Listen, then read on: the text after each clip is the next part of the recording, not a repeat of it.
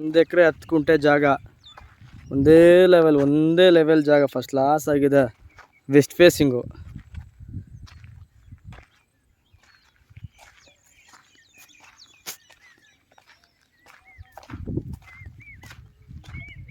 ಎಲ್ಲ ಫಾರ್ಮ್ ಹೌಸ್ಗಳು, ಈ ರೋಡಲ್ಲಿ ಫುಲ್ ಫಾರ್ಮ್ ಹೌಸ್ಗಳು.